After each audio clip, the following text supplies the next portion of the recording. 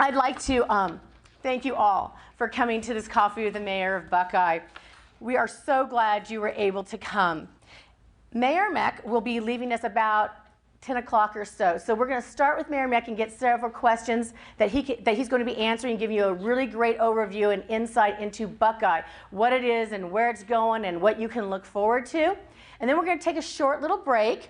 And we'll come back, and we are fortunate that we also, Mayor Meck has brought with him his Economic Development Director, David Roderique, is that correct? Roderique, thank you. And also his Water Director, Resources Director, and that is Mark Seamans. So we're going to start with all of them up here on stage, and then at the break, you'll notice the mayor has left us, but he has a pressing appointment someplace else. So with that, I'd like to welcome Mayor Meck, and David and Mark. So please come up, and Mayor, you can sit here. Mayor can be here. Mayor there? Yeah, Mayor's here. So right here, Mr. Mayor. Thank you. Okay, are we on? You are on. Okay, good morning. My name's Jackie Meck. I'm the mayor of the great state of Buckeye. And I told the governor that too. He didn't smile like all of you. Thank you. I had several questions, so I went through and picked them up. I have a tendency to chase rabbits, and by that I mean I can start talking about, if you want to know about water, you don't have all day. You want to talk about development in Buckeye, you don't have all day. If you want to know my history, you don't have all day. So I'm going to hit some high spots, and what I don't hit, these two guys are very qualified to do what we need to do. They're an asset to our community, and they're new within the last couple of years, 3 years, so they're good, and they know what's going on. So what's happening in Buckeye? When I was born in 1941, there was 1,200 people, and I was just mentioning one of our residents that there was 1,200 people that counted dogs, chickens, and cats, I think. Today, we're close to 70,000. When we grow up, the 600 square miles that Buckeye will be about 1,800,000. So the question that I've been asked first is, what's my vision for the next 5 to 10 years? I don't look in terms of 5 to 10 years. I'm looking in terms of 50 to 100 years. What I'm saying right now to all of our staff people, we are artists, and we have a mural that we're painting. And that mural is going to be a Michelangelo 50 or 100 years from now, or it's going to be a Doug. So I want it to be a Michelangelo. Because of the growth that we're having, we are a small community. And by that, we're building a city. 2 years ago, it was the town of Buckeye. The town of Buckeye was the #2 fastest growing city in the nation. So town of Buckeye, to me, sounded like a child. City of Buckeye sounds like you're grown up. Since we went to the city, when we go to the Arizona League of Cities and Towns, I used to sit in the back end with 91 other mayors and vice mayors and council people in the MAG meetings. Now that I'm a city, I'm #3 next to the person that's leading. So that makes me feel like we're up where we belong. I go out to sell Buckeye. I'll go anywhere, 24/7. I've been to Mexico, I've been to Texas, I've been to Canada, I've been to San Diego. Not San Diego for the beaches, I go for businesses. I say that we're open for business. In fact, when I started saying that, former Governor Brewer made the statement, the state of Arizona is open for business. And I said, hey, wait a minute. Governor, that's mine. That's registered. That's patent, so don't use that. So anyway, by looking 50 years from now, what do we need? Jobs. 80% of our people head east every morning for jobs. Recently, we got what's called a large company. It's a truck company that we believe might be coming into Buckeye. They've committed to that. So hopefully, and I'm just going to say that's 2,000 employees, and David will take you into more detail as he can, but that's 2,000 employees. Each one of those employees generate 10 more jobs. So that's approximately 20,000 people, 2,000 working in that manufacturing setting, That means for everyone that works inside, there's 10 outside. 10 outside means it's going to be somebody that's going to be furnishing the framework. Somebody else furnishes the transmission, the rear end. There'll be electric motors. Somebody's got to furnish those. Paint. Somebody's got to furnish those. Generally, with that type of thing that I've seen, my son lives in Jackson, Mississippi, and I watched the Toyota plant and the Honda plant build. And around it, within 2 miles, there's a certain setting of equipment that is provided to be on the assembly line. The next area, maybe it's paint. The next one is seats. The next one maybe carpeting. I mean, those are the things that go with it. So all of those things generate more jobs. So again, 2,000 employees will be coming with the company.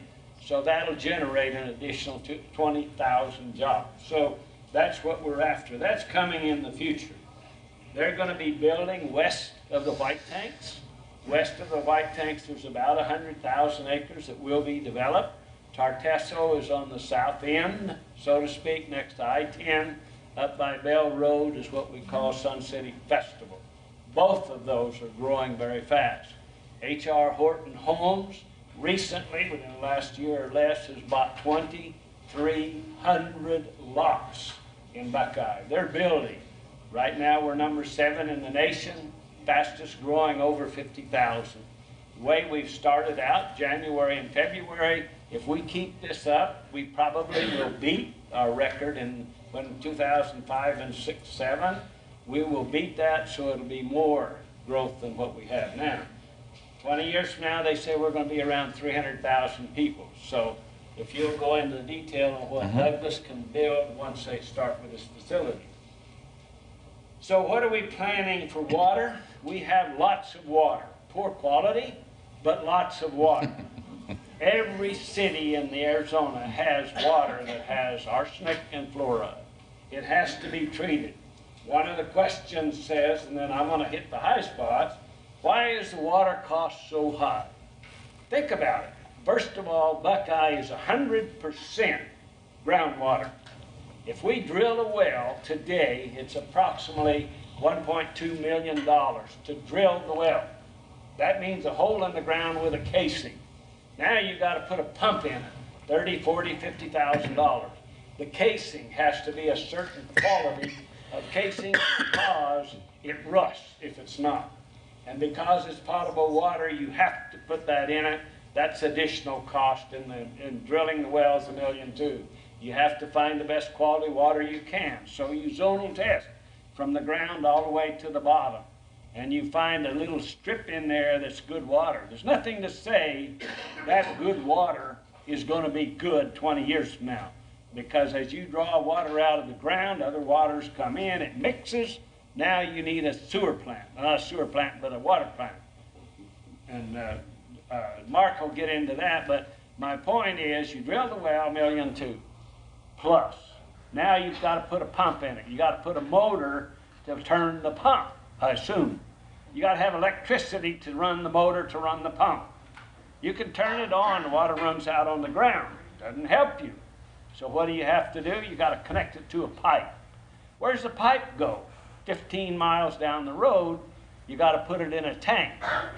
Pipeline costs about $1 million a mile plus, depending on the soil structure. Get into the tank, $1 million plus, because you need a big tank. You got to pump the water out of the tank. That's a pressure pump. You got to pump it out of the tank onto the ground. Nope, you got to put in some more pipe. You run the pipe down the middle of the street. The citizen pay from the middle of the street to the house. All of this costs money, lots of money. People say, why is your water so high? Nobody else in the valley has just pumps. They have pumps and surface water. Big difference in the cost. So once you get that water into the house, what happens? Oh, flush the toilet. You're going to run it out on the ground? No. You got to put in another pipe. Can't run them together. Potable water and sewer water doesn't mix, according to EPA, federal government rules and regulations. So now you take it out, you got to put in a sewer plant, $30, $40 million, depending on the size. It could be $100 million. Again, you got to take it out of the house, put it in a pipe, take it somewhere to a sewer plant. You have to treat it. You have solids and you have liquids. Liquids you can do something with. Solids, you've got to figure out what you're going to do with solids. The plant that's in 91st Avenue, City of Phoenix, they take their solids and they haul it to farm fields. You can't put it around any wells. You have to be so many feet away from it. So what do then is you've got all of these same reoccurring costs, taking it out of the house, the same as putting in. And somewhere in between, you have a plant that's called a potable water treatment facility. So that costs $20, $30, $40 million, depending on the size of what you need. In our case, we need big ones. Now, we can't afford it now till we get 300,000 or 400,000 people. Why does our water cost so much money? That's why it costs so much money. So Mark will get into the new systems that we've set up and such as that. We raised the water bill, we meaning the city council, after 24 years. We raised the water price and they said we should not have done that. We had to raise it in order because we were subsidizing from Peter to Paul, the right pocket to the left pocket. You can't be sustainable as a community financially if that happens. So what happened is we raised it for the first time in 24 years. Not one 70,000 citizen in the city of Buckeye, older people like me or new people, said, we really appreciate you not raising the water price for 24 years, but why are you raising the price now? What are you doing? I'm being very passionate because it's frustrating when you go out and you tell people these kind of things. People don't understand the cost. The more salt you have in the water, what's called total dissolved salt, the more maybe even fluoride, arsenic, you have to treat all that in this facility. It costs more money. So those are reasons. Big one is that we don't have surface water. We now have 4,000 acre-feet of CAP water that we've applied for. So that will be surface water in the future. There's other things that we're dealing with. We have 60,000 acres of farmland. There's about 80 wells. When that farmland develops, there's 80 wells. I was general manager of one of the water companies. We used 110,000 acre-feet of water per year. When that farmland, approximately 21,000 acres, when that goes into development, which it eventually will, it's part of Buckeye, we will have 120,000 acre-feet of water, groundwater, groundwater, groundwater, groundwater. We'll have that available. We can treat it and sell it as potable water. So where are we getting our water? Out of the ground. We've got to get more surface water. We're talking to an EPCOR group that gets water out of the CAP and also around the Peoria area. There used to be a agricultural water district up here. That has become potable water source. The wells that are in the RID, Roosevelt Irrigation District, they have about 35,000 acres. There's another 100,000 acre-feet of water. We've got lots of water for quality. Groundwater, sewer plant, water treatment plant, lots of pipe. That's why water costs a little bit more in Buckeye. We only recently caught up with the price that we don't have to subsidize. Let's see, what people ask, what is the two-story home that the city moved down on the south end of Miller Road that's on the river? That was a building, two-story house that was in the Buckeye area. One of the things, a individual bought the house and moved it down to the river. I'm going to say 6, 7 years ago, and he was going to make a brewery out of it. Well, he never stuck around. He left and such, and make a long story short, the building has collapsed. It's in the river. It does not belong to the city. The city did not pay to move it. The city has nothing to do with it. The city can't do anything with the building because it's in the county in the river bottom. So there's nothing we can do with it, nothing we can do about it. It's a bad picture, but if you don't go down there, you don't see it. So I suggest you stay away from it. But that is not the city. Recently, I'm the treasurer of what's called the Interstate 11 Coalition. I have been for about 6 years. That's people that really pushing that is what's called the Douglas Ranch and the Belmont Partners. The Douglas Ranch is 35,000 acres. That will be in excess of 100,000 homes. One subdivision in Buckeye. Verado is 8,300 acres. One subdivision. We have the Sundance, 13,000 acres. One subdivision. Tartesso, about 17,000 acres total, including some ground that was recently sold for, I think, $20–30 million. You can go back, $80 million. So we have a place called Belmont Partners and the Douglas Ranch. That's where supposedly, some point, the Interstate 11. Interstate 11 is a Canamex highway. It's going from Old Mexico to Canada. I can tell you it will happen. Maybe not in my lifetime, but it will happen. It could happen very quickly depending on what Congress does with the transportation plan. We meaning, and I hate the word I and me and I and we meaning I-11 Coalition is pushing real hard, and it's in the transportation program for what's called Tier 2. We have completed Tier 1, which is $15 million. Tier 1 is nothing more than saying this is the area that's going to be going in. That could be an area of 5 to 10 miles wide.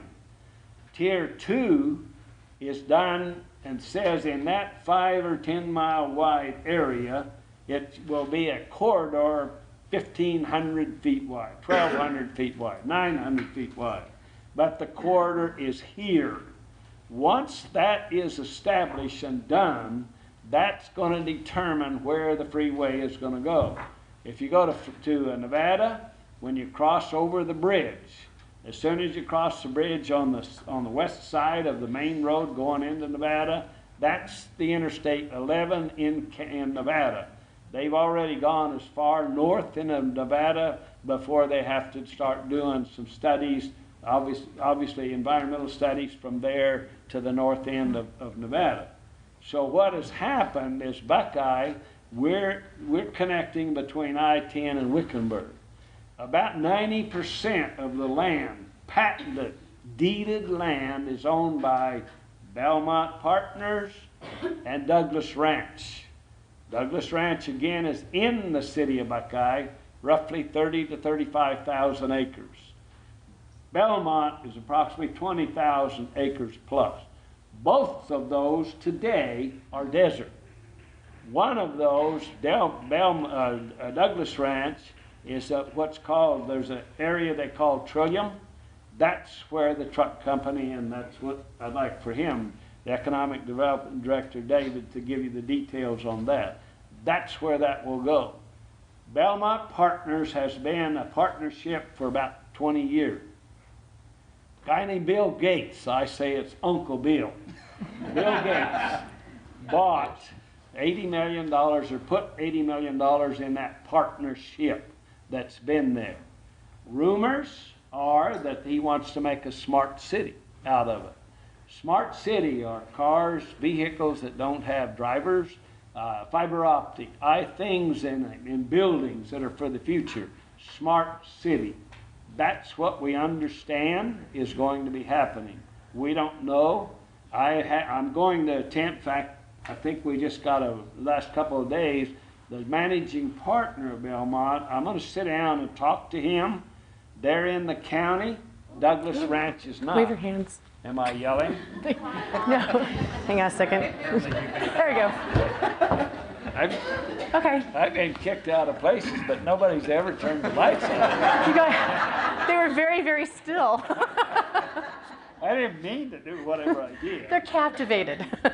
So Bill Gates, we know nothing about. I maintain probably all of it. If you don't know Uncle Bill is the wealthiest man in the world, not just the USA, but the world. So I call him Uncle Bill. I mean, You believe that? I'll sell you the San Francisco Bridge and throw the water in free. So what's happened is that he has bought into this group and it's all desert. Douglas Ranch is all desert. So those are things that we're dealing with big time. I think what's going to happen with the trucking company is I see what we think is happening.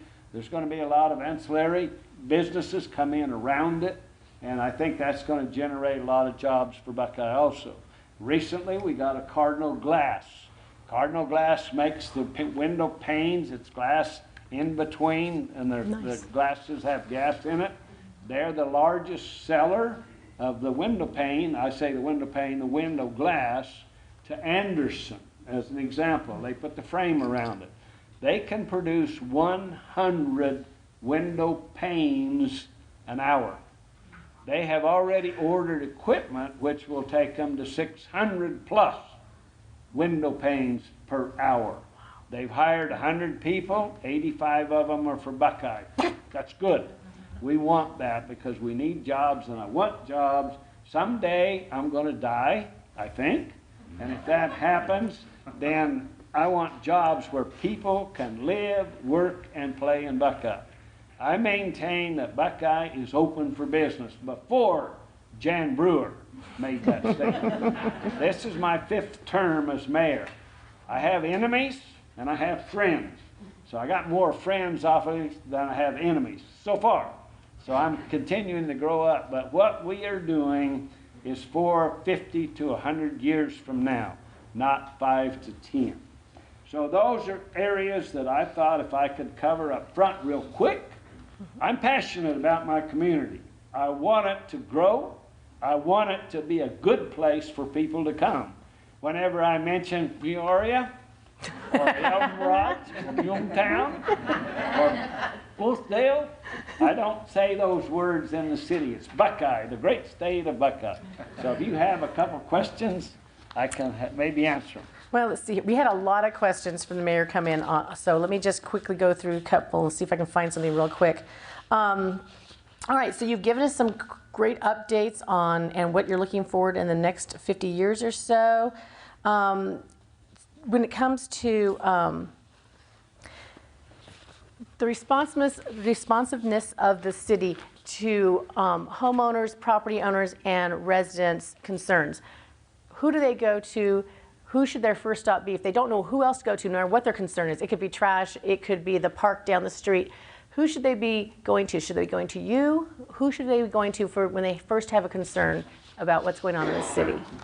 Okay, it usually comes to me after it's a major concern. Okay. Generally, you can call City Hall, and I think when Mark talks about the new system that we're setting up, it's $1 million investment that we have set up, recently, within the last couple of months. It's gone online. He's been running the program, the old program, simultaneously with the new program. So you go on the website and you can pull up and see how much water you used yesterday. I'm not going to get into it. Maybe you can call and see how much water you're using today. But you can go on the website and see how much water you used yesterday. So day before yesterday, if you use 300 gallons, say, for the day, and the next day you use 1,000 gallons, you got a problem. Or else your grandkids have turned all the showers on and went in and watched television. I can say that because I have a 4th grade grandson. He loves to go in and turn the shower on to get the hot water, but then he gets to watch the television. Now, the water's still running, the water bill goes up. I had a bill personally that went over $400, and I couldn't find what the problem was. Every month I go out in the little meter out in the front of my house, I take the lid off, I make sure all the water's off in the house, and if that little thing, that little triangle is moving, water's running. I take little pills and put them in the toilets and double check. If you see, once you put them in the tank, if it's in the bowl, you got a problem. A drop, and I'll let Mark get into that, just a drop, you will be surprised. I looked all over. I'm a farmer, so I understand pipes and I've got drip system. I looked all over, I couldn't find it, but I have a little fountain in the backyard where water runs. There's a float and the float, like in a cattle feed or horse feed trough, this little float, and I opened it up and looked at that. I went back out and looked everywhere. I could not find it, but I knew it had a leak. So I get my son-in-law. We turn on. I go around, check all of the things where water could possibly come out. Couldn't find it. I thought the only place that can be is in that little fountain. So I go out, I take the lid off, get down on my hands and knees, and I could barely see the water moving. Barely. So I took a shovel and stuck it under the float and went out and looked. My little triangle wasn't turning. My bill was $400. Took me 6 weeks to find it. So whenever people call City Hall and have you checked for leak, people get angry because you say, well, have you checked the leak? That's the first problem that somebody has. If you had 300 gallons day before yesterday, and I'm being extreme, and it went to 1,000 the next day or today, you have a problem. It's probably a leak, unless your grandchild turned the water on and went in and watched the leak.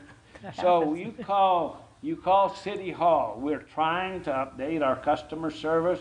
Again, you have to understand, I tell our people, our staff people, if we aren't doing something, you aren't going to make mistakes, but you aren't going to get anything done either. So if our people make a mistake, we're normal, and we want to correct it as soon as we can, and that's what these guys have done. We have good staff. Whenever it gets to my level, this lady right here, Christine Grundy, she'll get an angry call. And she and the others, if you get an angry call from a citizen, and that citizen starts yelling or cussing, I want them to say, I'm going to give your number to the mayor, and he'll call you, and I will. And I'll find out what the problem is, and we'll get it taken care of. Probably she takes care of 90% of it when it comes to her level. Staff can do it all, and they do it all. People just get angry, and we understand that. It's frustrating. You're getting ready to go to work, or you got to get the kids to school. That's understandable. But we're human too. These people are human too. So when you pick up the phone and start yelling, I'll call you, and I'm normal. You start yelling at me, I'll yell back. You start cussing me, I'll cuss you. But I am not going to have the staff, they're not paid to take that kind of abuse. And it's not necessary, because we can take care of it once we know it. But we may not know it. You're just angry, or they're angry, or a citizen can be angry. How many people in here are from Buckeye? Okay, that's my story. You call me and you start cussing me. I'm a Christian and I don't believe in that, but I'll only take so much, because I can't take 200 calls a day. I'm glad you live in Buckeye. I want you to live in Buckeye, but you need to help us help you. And that's calling, I got a problem. What's your problem? She'll tell you, I'll have Mark call you, and he'll call you within an hour or less, probably. He may call you in 2 minutes. So the things that are going on is a growth. The city 2 years ago was the town of Buckeye, as I mentioned. Now we're a city. So we're growing up, but understand Buckeye is starting from scratch. 20 years ago, we were around 5,000 or 6,000 people. We're right at 70,000 people right now. So we're building a city. I went to ASU's, Gilbert, Mesa, Chandler, nothing between Tempe and Chandler, nothing but farmland, alfalfa. Nothing between Tempe and Mesa. Go to Gilbert, for heaven forbid, you better take your lunch, because it's a long ways over there. And when you get over there, there's a railroad track. And on one side, there's a feed store for animals. On the other side was a grocery store for people. That was Gilbert. The rest of it was all farm. Buckeye was all farm. Today we have 60,000 acres. I would hope, because I am a farmer, I would hope we can keep some of the agrarian type, maybe hay, maybe cotton, maybe 5-acre blocks of some, farming, where we can keep the history of the community in Buckeye. We actually started growing in 1888. We were incorporated roughly 1925, mid-20s. Buckeye is 120 years old. So we're young compared to a lot of other people. But we started with 600 square miles of dirt, other than historic downtown Buckeye. And what happened then is we started growing, and we're going to keep growing, and we're providing for that growth. But you have to have a little bit of patience. If you get somebody and they've already had 5 people call them and cuss them or whatever, or scream at them, whatever the case may be, and they get you and you get upset, that's understandable. We're human, they're human, and you're human. So we understand all that. So anyway, next question. One more. One more question? Okay, great, thank you. So how can realtors help promote the city of Buckeye to their clients? You have a great website, but beyond that, what else would be great resources and great things for realtors to be able to help their clients know more about City of Buckeye? I would tell you what you're doing right here. This is the second one in this is my 21st year in the City Hall. So this right here is the second one, the second one that we've done this with. So that's information for you. You can get information off our website as we grow. I'm hoping it will be a type of a website that you can go on and see where these things are coming from and going to. Our problem is we're so scattered out. When you go from downtown Buckeye to Sun City Festival, that's right at 35, 38 miles. If you go south of Buckeye to the south end of our city limits, planning area rather, that's 20 miles. So our west line from the northwest to the southwest, 60 miles. Wow. That's big. We're 600 square miles. Phoenix is 500 square miles. So I tell Mayor Stanton, hang on, get out of our way. We're coming. Thank you. Very nice. Thank you. Thank you for coming in. So we're going to take a quick 7-minute break, and then we'll come back, okay? Okay. Actually get water. So you had a water hotline, and you've done several things to help correct that and get information out. Why don't you tell us about what that was and what is going forward? Sure. An exciting period in the city of Buckeye for sure.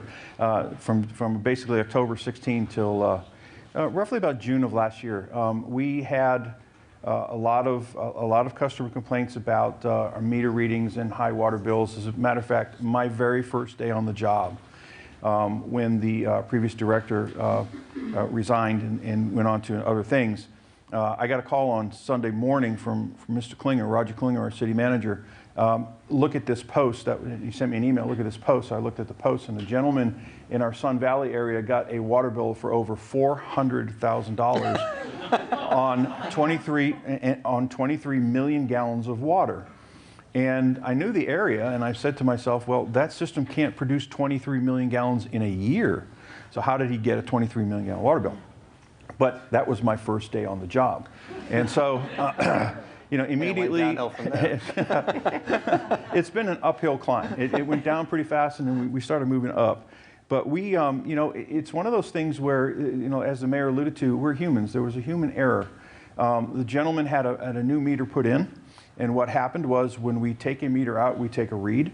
And then we put a meter in, we take a new read. And then at the end of the month, we do the math and we put it together. Well, when somebody entered in the numbers, they entered in a couple extra zeros. And so this poor gentleman got a $400,000 water bill. Now, that was the extreme end. There were a lot of folks who had, you know, $1,000 water bills and things of that nature. And we admitted the fact that there was some human error in some of the recording of the numbers. We've since added a brand new metering system. We now do everything electronically. We have a device that takes the number right off the meter and then sends it to our customer service billing. That process has been in place now for a better part of 6 months, and we've been seeing a lot more accuracy. And you know, just we've seen a lot of drop off in the phone calls. However, during that process, it became pretty evident that we had a problem, and so we addressed the problem head on. One of the things that I did immediately was change the way we did business. A typical response, and some have heard this, you know, well, you've got a leak, pay the bill or we're going to shut you off. And that was an industry response that, you know, well, that's how other people do it, and that's how this city does it. And that's not how Buckeye is going to do business.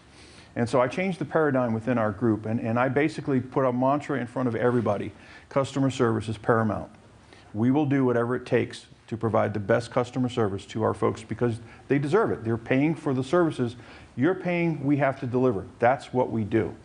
And so with that, we established the fact that we established what's called a hotline. We put a dedicated phone number and we asked everybody to call that number.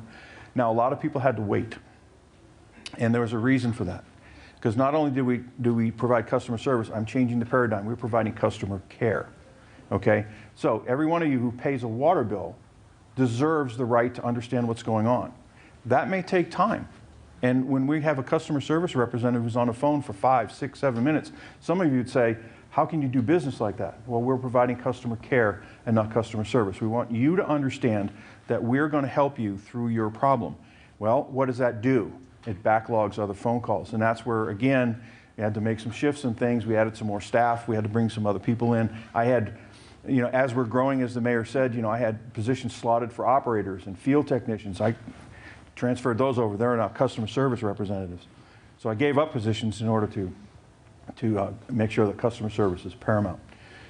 In the 6 months that we really were at the height of the issue, we changed the paradigm again on how we deal with people. And so we created, we always had water audits. If you're familiar, I saw a question on the water audit. So what a water audit was really we waited almost until the last minute, until the very last time that we talked to you, which ultimately meant that we aggravated the customer to a point that they almost wanted to give up.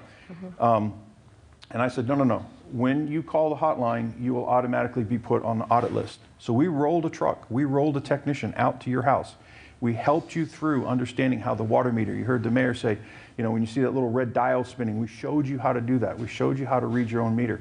Then we went through and did an extensive water audit where we helped you to understand your irrigation system, your sprinkler system. A lot of people didn't know that they had timers. A lot of people didn't know that, hey, when I bought this house 3 years ago, I didn't know this was here. I didn't know that the timing was set. I didn't know that water was running 7 days a week, 3 times. I mean, we had some folks who had a lot of water use in that time frame. And so we took the extra step and we did that. And we gained a lot of the customer confidence back, we feel. And so by doing so, we had over 550 calls. We handled every one of them. Every one of them had a water audit. Okay, so that's rolling a truck. We estimated from the time a person made a phone call until the time the final decision was made was roughly about $250. It cost us in employee time, times 500. So we put a harsh investment of money into making sure that this was right. The water hotline now today hasn't had a phone call in over 3 months. So we feel like Christine city mayor's office, we get 5, 10 calls a day. She hasn't got a call in months on water-related items. So I think we're doing our job. I think we're making the change and we're making a positive change. But that's not over. That's not done. We actually hired a full-time position. Elsa is our conservation and education specialist. It is her job to start reaching out to folks who have these problems. Under this program now, the mayor touched briefly on our new electronic program and how you can read water in days. We're not 100% ready to roll that out yet for the public to be able to see your water meters. We're still dealing with some technical issues. However, we can see them, okay? So we're in there now, and what we're doing is we're actually creating what we're calling a high consumption, high usage report. We can see, we've set triggers in this thing to tell us if there is water, consistent flow for 24 hours, put it on a report, and Elsa will generate that report once a week. Now, normal house usage, you don't have water running for 24 straight hours, right? Usually in the morning when you shower, midday, later on in the afternoon, but it's never 24 straight hours. That's our trigger. If we see that, Elsa will give you a phone call. We see this happening. Is there anything that we can help you with? Do you understand? Do you know that there's a water leak? Do you know that something's happening? We're seeing it. We don't want you to get a bill because we will charge you for that, okay? But we want to get ahead of the curve. So the proactive customer service being paramount is what we're going to. Now, there will be a time when the water meter service, that as the mayor had told you about, where you will be able to go into yourself. You'll be able to log on to the portal through the website. You'll be able to establish your own trigger points. Hey, if I only want to do 500 a month, when I hit 501, Send me an email, send me a text, send me something, give me a phone call. The system will automatically respond in that way. Now, 500 gallons a month is a really low number. So, be conscious of what you really do. Average customer in Buckeye uses between 5,000 and 7,000 gallons a month. So we'll have that technology there to be able to do that. A lot of transition last year through when we bought the global water system, we contracted with them to do our customer service. And there were a lot of issues on that. And that's where a lot of our phone calls, because when people were calling, they thought they were calling the city of Buckeye, okay? Because the water bill said city of Buckeye. But what they were really doing was calling the Fathom or the formal global folks who had no vested interest in what was happening. Their response was, you have a leak, fix it, okay? And so frustrating for us, frustrating to manage that. We sat down, we met with them on several occasions. Yes, we got the message, Mark, thank you, we'll help you out, and we still kept getting phone calls. So we decided, you know what, we're going to take the right tactic, we're going to move in this direction. And that's where we are today. We have 100% control over all customer service billing now for all of our customers. We are going through and we've installed all of those electronic reading devices now on all of our customers. And we're going through now and just making sure that they're all communicating. And remember, these are electrical devices.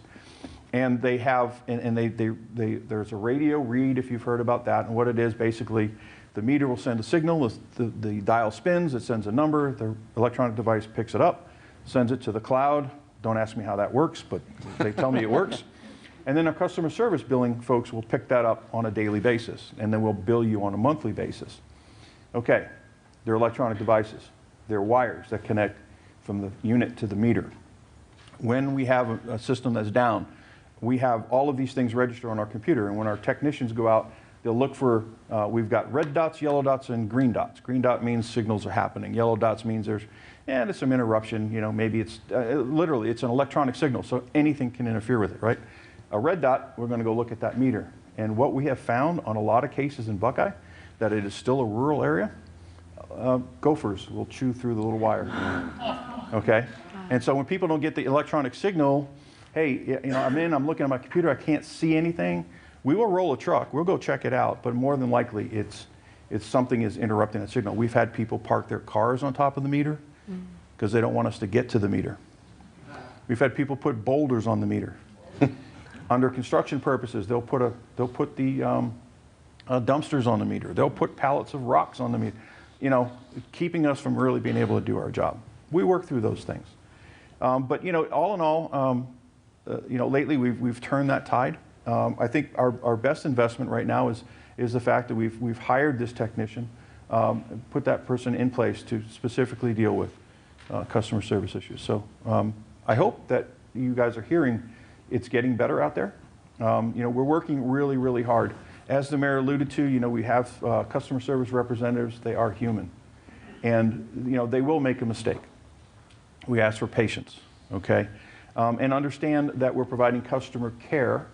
So if we take 5 or 6 minutes or 7 minutes with somebody, we're doing it because they have an issue. We'll do it with you when we get to that phone call. So be patient. So.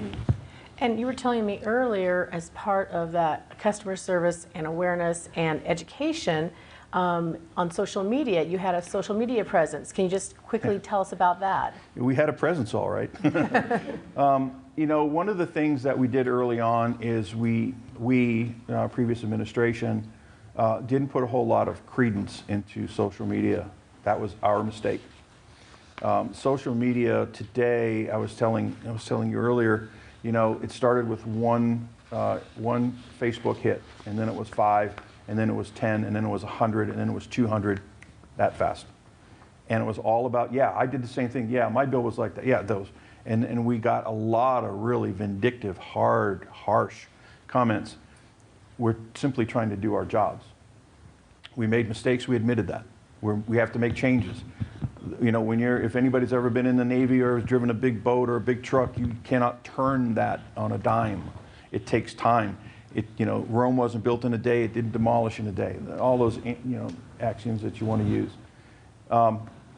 But we needed to pay more attention to that. What we have done so far, and since then, is we've actually created a persona to get into these Facebook groups called Buckeye. You may have seen them online.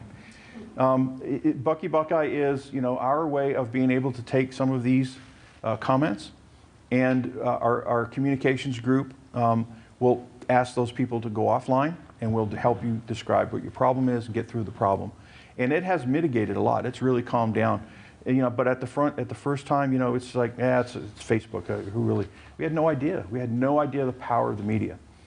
I just got back from a conference in San Antonio, utility management conference, and one of the main topics there was communications. And there were lots and lots of cities who were going through our problem. How do you deal with social media? And I had the opportunity to actually interject in a couple of those and say, create that persona. Get yourself into these groups. Now, some of them are really harsh. They won't let you in. But you have to work and be persistent and get in there. And it's worked for us. Buckeye is our employee of the month every month. Oh, lost my. So. Good. Thank you. So we're going to go to David next. Wow, so many questions about the economic development. Let's start with the truck factory, because everybody's heard about that. That and the smart city are the two things that we got several questions on. So let's start with the truck factory, and then we can go on to how the smart city might affect you. Absolutely. So about 4 weeks ago, we announced that Nikola Motor Company has decided to build a new facility in Buckeye. They are a startup company. They have a prototype hydrogen electric truck. This truck is really going to be a major game changer in the trucking industry itself. The truck gets literally, it has twice the horsepower of a standard diesel. It gets twice the gas mileage. It does not have to be, even though it's electric, it doesn't have to be plugged in, because the hydrogen pack on the back is what actually recharges the battery. So only once every 1,200 miles do you need to refill the hydrogen in the tank. It's totally zero emission, no pollution whatsoever. The trucking companies are, here we go. Thank you.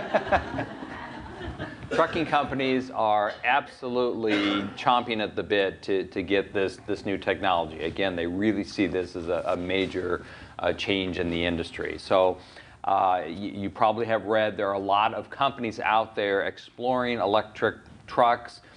Tesla has made an announcement, but honestly, they are nowhere near as far along in terms of the development of that truck as they let on. Elon Musk said they'd be selling it next year, but it is not going to happen.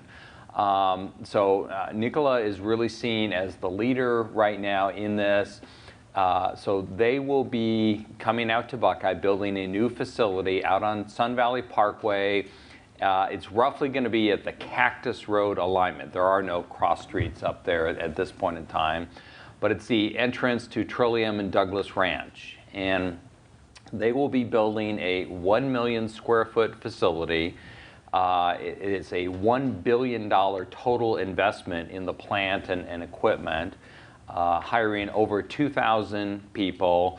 And these are, this is not like a standard auto manufacturing blue collar. I mean, these are going to be pretty sophisticated jobs. Average wage levels over $80,000. There are a lot of engineers, computer techs, and so on that will be working at this facility. I'm absolutely thrilled because this is, again, a game changer for the city of Buckeye.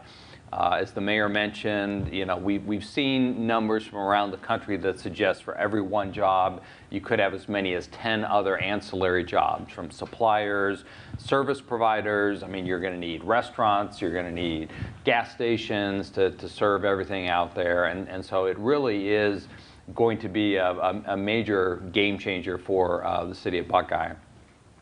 This is the Eldorado Holdings folks who own Douglas Ranch see this as the kickoff piece that's going to get Douglas Ranch going. Douglas Ranch in and of itself will be the largest master plan community in the state of Arizona. Ultimately, there will be 300,000 people living out there, so it's a huge area. And this is going to get that whole thing going. So we're extremely excited about this project and the implications to Buckeye. and to what will happen on the entire Sun Valley corridor. That whole area we're really seeing as having opportunity for a lot of these advanced manufacturing, advanced technology type companies. Douglas Ranch is being planned as a smart city, as the mayor talked about, with all kinds of opportunities. Belmont, which is owned by Bill Gates, is right next door. Again, this whole area could become kind of that whole smart city capital of the entire country in terms of the type of development that goes out there. So timing-wise, they hope to be breaking ground and doing at least site work by the end of this year. They want to get under construction on the building itself in 2019. They want to wrap that up by the end of 2020 and be in production in 21 and turning out trucks out of that facility. So it's going to have a big impact. Right now the company is temporarily headquartered. They grew up in Salt Lake City. They've got about 50 people right now, engineers and people doing the prototyping for the product.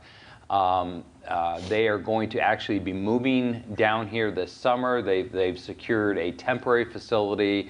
It's actually in just south of Sky Harbor. I know it's a long way away, but that will serve as their headquarters for a couple years. And then when the new facility in Buckeye opens, they'll be moving everything out there, and that will become the opportunity. So sometime in 2020 is when they're going to be ramping up the hiring, the people that will be working at this facility, and obviously it's going to have a major impact in terms of housing needs for the far West Valley. Right now the closest subdivisions would be Tartesso to the south, about 8 miles south. Festival Ranch is about 6 miles to the north, and then obviously continue out into Surprise or into Buckeye, Goodyear area. So we expect a lot of the people that will be working out there will want to be living relatively close to that area. And so again, a major impact certainly for this group. Great. And so let me just ask you about this. So you mentioned that the trucks have the hydrogen. We don't have a lot of hydrogen stations around. Right. So just, do you happen to know what that planning is to get that fuel? Nikola is actually planning on constructing roughly 50 hydrogen fueling stations around the country. Again, you don't have to be as close as gas stations because you can go 1,200, 1,500 miles between recharging the hydrogen. So they're going to be building a series of stations around the country in order to do that. Again, I think this technology is going to explode. I think you're going to see other groups, doing something similar, and therefore you'll end up with a whole lot more fueling stations getting developed over time. The other thing, just quickly, Nikola also has a UTV, a four-wheel drive little UTV that they are planning to build, and actually have a military version of that that they're talking about with the Marines and Army in terms of ordering those. So that could actually be as large of a component as the trucks themselves. Wow. So as we were talking about smart cities, and there's different people have different versions of what their vision of a smart city is going to be, but they all revolve around that nucleus of technology being the center of the development and what the city is about. How is that impacting Buckeyes, first of all, what they see they need to do as far as their own infrastructure, their own growth, their own considerations for what they need to have in place in the future as these smart cities come and they expand, and they are a little bit different from each other. It's not one template. So what are the considerations that you have to be thinking about? Well, the problem is, again, no one really can define exactly what that means in terms of the actuals yet. So as these places are starting to develop, we will be working hand in hand with them. So there can be, I mean, as Mark talked about, for water meters, the technology that sends the information not only to the city but to the customer directly as well. And so we'll be working, again, hand in hand to try to create those technologies to make life easier, better, more successful for people as they go. And has it changed maybe how their city's general plan? Has it impacted the general plan to any great extent, or? It hasn't yet. Again, we don't quite understand the actual implications of what all this is, but it's likely, we may need, less land in the future for roads, for parking, with autonomous vehicles. You don't have, they drop you off, and you don't have to have a parking spot at your office. I mean, things like that, as people have talked about, ultimately are going to be the implications of this. So speaking of the smart car, the driverless cars dropping you off, Waymo has their plan, and they're all over. They're in the East Valley, but they're all over the place with their testing and that type of thing. And that Belmont facility that they're talking about, that Cascade Partners are part of, that smart city that Bill Gates is part of, they're talking about Waymo being that type of. So when you think about that, that goes to infrastructure concerns. Absolutely. And there's all different kinds of it. There's the water, there's streets, there's electricity. So how do you make sure that what you envision as an economic development director can actually be done by people like Mark, who have to put in the physical? Well, I rely on people a lot smarter than me to help figure that out. But yeah, I mean, there are all kinds of implications like that. I mean, we've talked about I-11, for example, being the first smart, highway, and actually having sensors embedded, in the pavement that would facilitate autonomous driving and automatic recharging of electric vehicles as they're driving on this. So I mean, there are all kinds of ways, and again, we'll be working together as the technology develops with the development companies and really trying to make all that happen. And then Mark, as you're listening to him with the great dreams and cities and when it's out in the future, you're the one who has to do something physical to make sure that all functions. So how do you interact in this process? I am part of the executive team that sits and talks with these folks, because I do have to have that planning. And like the mayor said, we can't look at 3 or 5 years down the road. We have to look at 50 years down the road. And the biggest issue is there going to be water in 50 years? Is there going to be, how are we going to be able to serve this community? Fortunately, Douglas Ranch and this area sits on a great aquifer. It is groundwater. The Hacienda River subflow there, and it's got a lot of water there. And it's got decent water. So, the level of treatment, well, we'll probably will always have to do arsenic treatment of some sort. The TDS, the salts, are not in the Hacienda as they are down in the lower regions of Buckeye. But, we do have to plan to make sure that it's not simply 100 years. Can they, we don't want to only plan for 100. We want to make sure that after 100 years, not many of us will be around, but we want to make sure that our grandchildren are still able to be served in that area. So we're looking for those new resources. We're trying to develop those. It's hard to come by. CAP water is the main river source, or the main source of water for most of the valley. Buckeye was not in a position at the time when the river was allocated. So there's going to be some expense that's going to have to be, we're going to have to be a part of in order to bring that sustainable water. But we'll be ready to do it through great engineering practices and good visioning. Make sure that we can sustain for the long run is really what we're working towards. Great. So we had some very specific questions about some of the development and where it's going in Buckeye. Let's start with the Jackrabbit exit, the Jackrabbit area, and Verrado, which we got a lot of questions on, mostly having to do with, is there going to be a stoplight at the Jackrabbit and I-10? And what kind of new commercial buildings are you seeing, or are you hoping to get stores, restaurants, that type of thing in that Jackrabbit area and also in Verrado? Okay.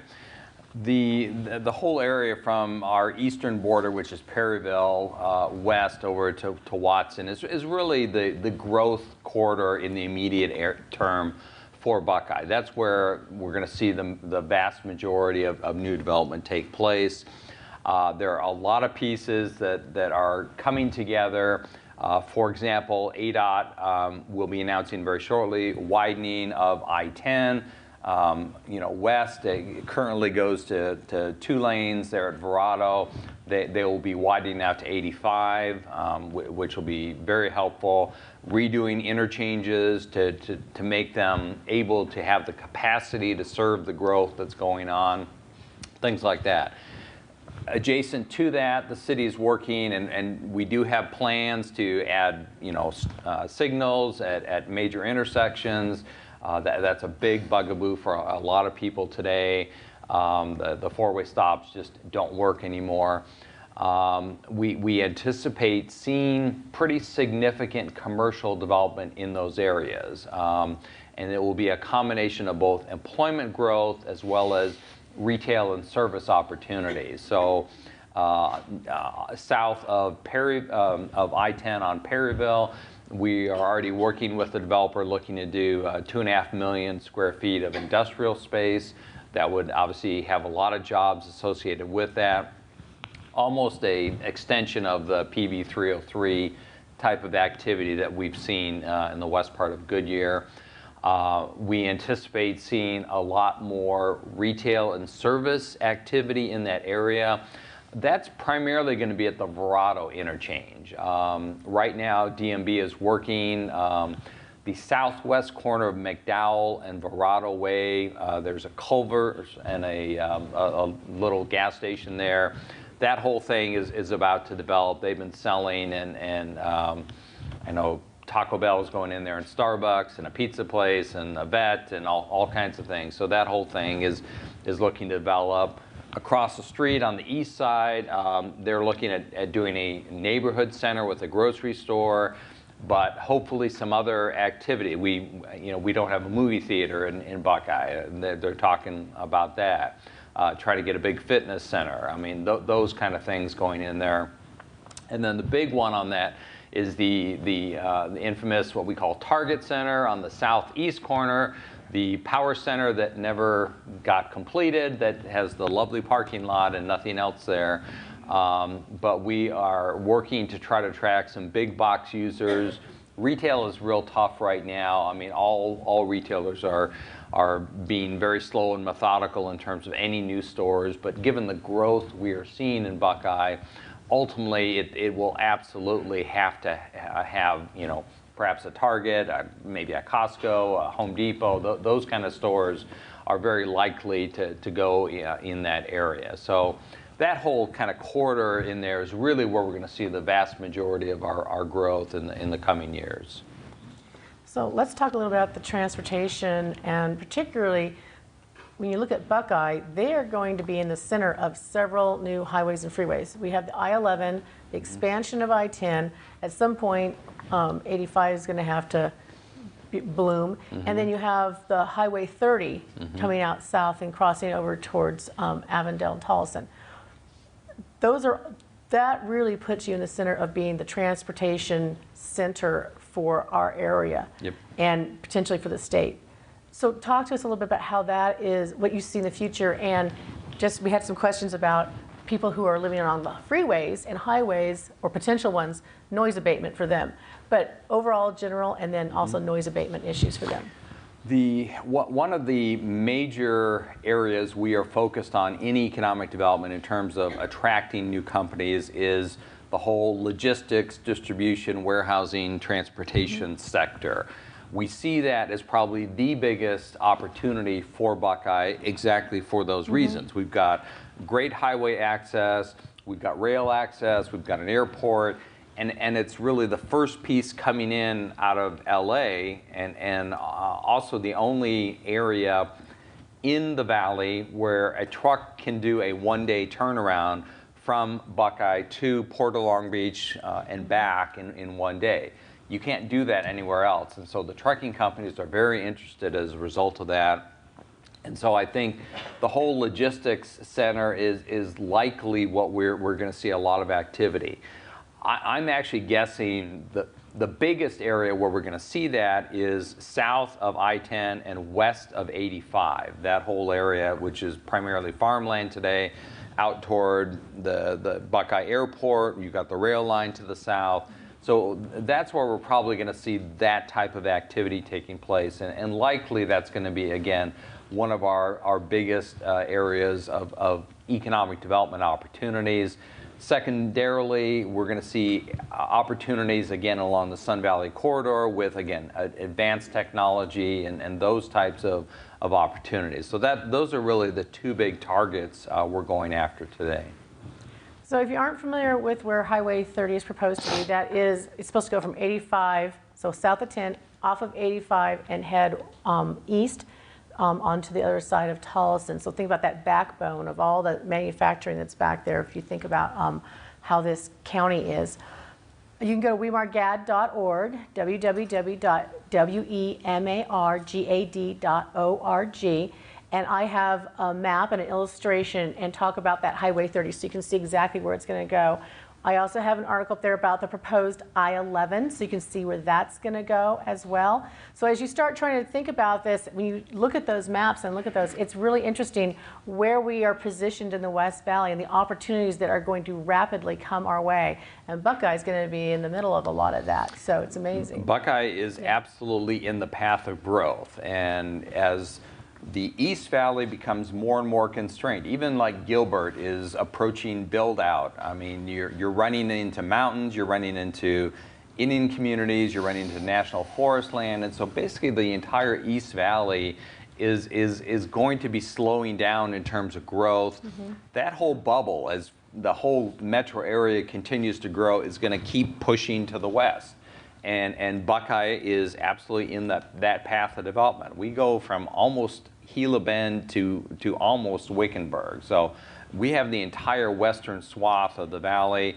As the mayor said, 600 square miles, of which only about 5% is developed today. And so we are going to be the recipient long term of the growth of the valley.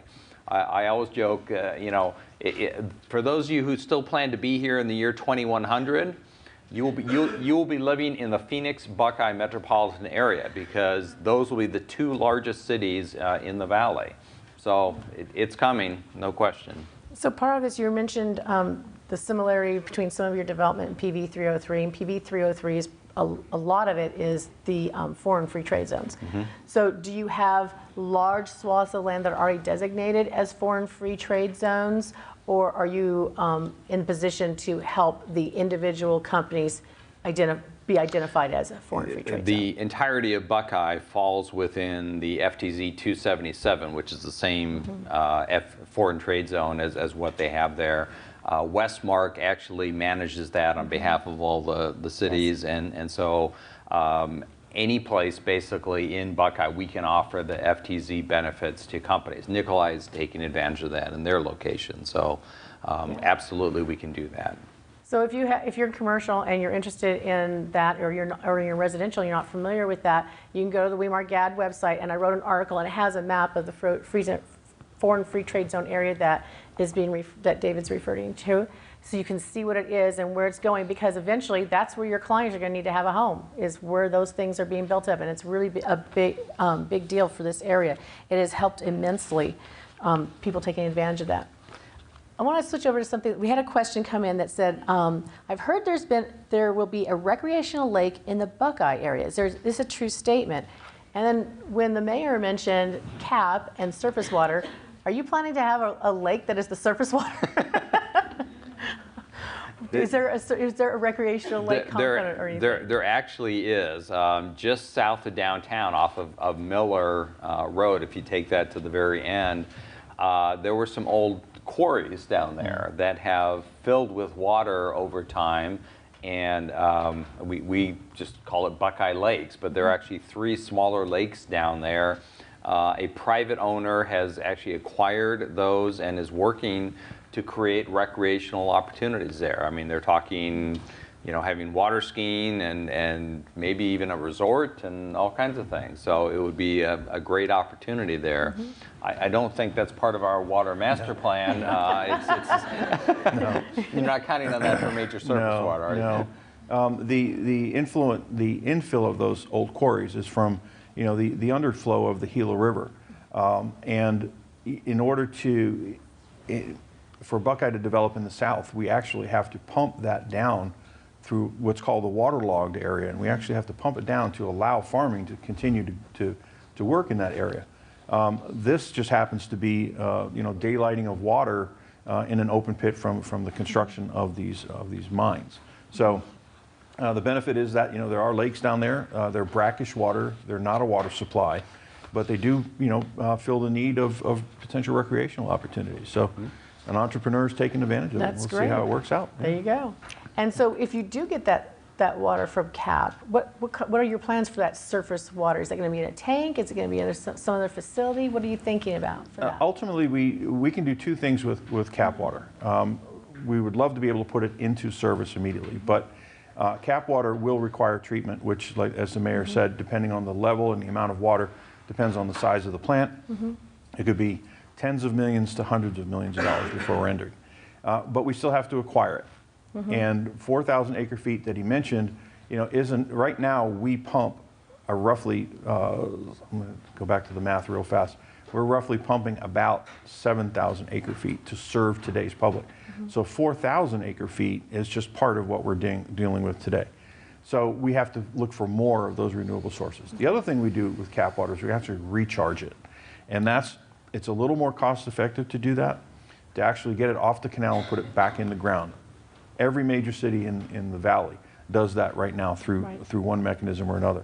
Buckeye's looking for the opportunity to find that right spot, because you just can't open a faucet and put it on the ground.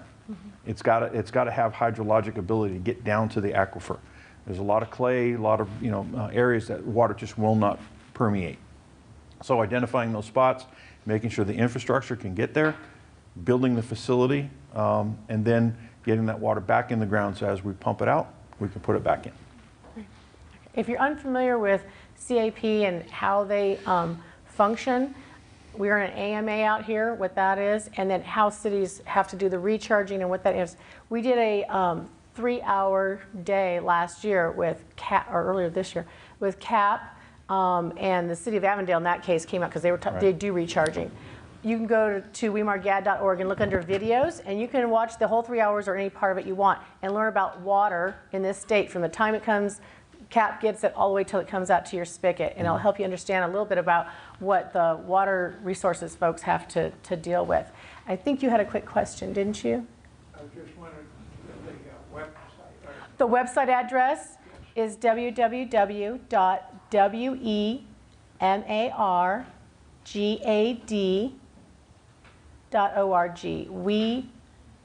wemargad.org. Yeah, that's it. Thank you. Did someone else have a quick question they wanted to ask? I thought someone's hand started to go up. Okay. All right. So we have just a few more minutes. I'm going to ask each of you to tell us what you see as one of your biggest issues that you will be dealing with in the future, and one of the biggest opportunities you see. So opportunities and issues sometimes go together, but there's ways that you're trying to think about to solve some of that and really get to where you want to be in your 50-year, 100-year dream. Okay. So let's start with you, David. Well, my biggest issue is this guy sitting here. No. All joking aside, Buckeye, the biggest thing the challenge we're facing today is infrastructure, and especially water sewer infrastructure. And given the growth that we have going on, we're always in kind of a catch-up mode. But we do find ways to put it together. But that's really the biggest thing I have to fight all the time. And we've got plenty of land, we've got political support, we've got a lot of great services and so on, but it's just getting the infrastructure needed to support major companies that tends to be my biggest issue today. But the opportunity is huge. Again, Buckeye has so much land. We're in the path of growth. We are going to be growing very rapidly. We've seen the growth in residential. That is actually accelerating even more.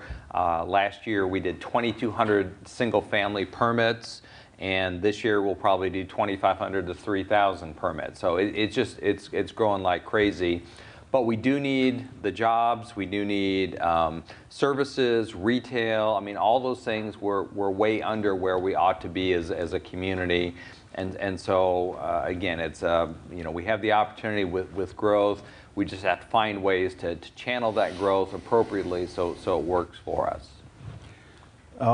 Water is the hugest both opportunity and challenge that we face. Dave is right on. Infrastructure, as the mayor said earlier, it just costs. It's not something that people get for free. A lot of times during the hotline process, people saying, well, water should be free. Water's a right. And I've always responded to people, water is free, okay? The pipes, the pumps, the electricity, the chemicals, the treatment, the operations to get it to you, so that when you open the tap at 2 o'clock in the morning to drink some water, it's there. The availability 24/7 for you to be able to use the facilities or use water is what we do. But that's not free. I mean, and people have to understand that. The other thing people have to understand, and probably our biggest challenge, is we do have a lot of water, like the mayor said, but it's all impaired in one way or the other. It's got arsenic, which requires treatment, salt, which is the biggest cost. Because to remove salt, there's only really one major technology that's even near affordable, and it's called reverse osmosis.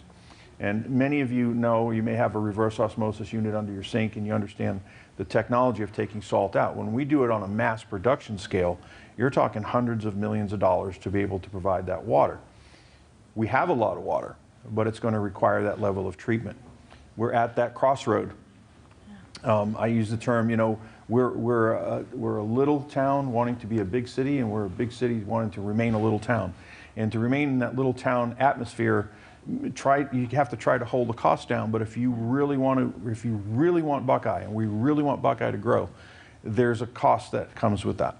Now, we're able to do a lot with our developers. So developers do help with the infrastructure costs, but once they leave, once they've built it, and we have to maintain it going forward, and replacing equipment over time takes a lot. Asset management is huge in our business. Aging infrastructure, you've all heard and read about it. We've got pipes in the ground that were built in the 20s when Buckeye started. We're now going through a process of trying to replace those. That takes money. So having the water and the sewer capacity available for Dave to go out and sell Buckeye is my biggest challenge, but it's also the greatest opportunity, because if we do it right, Buckeye will be a great place to live and work and play. Well, I want to thank you both for coming, spending the morning with us. We really appreciate it. Please thank our guests. Thank you. And thank you for coming as well. I really appreciate you coming.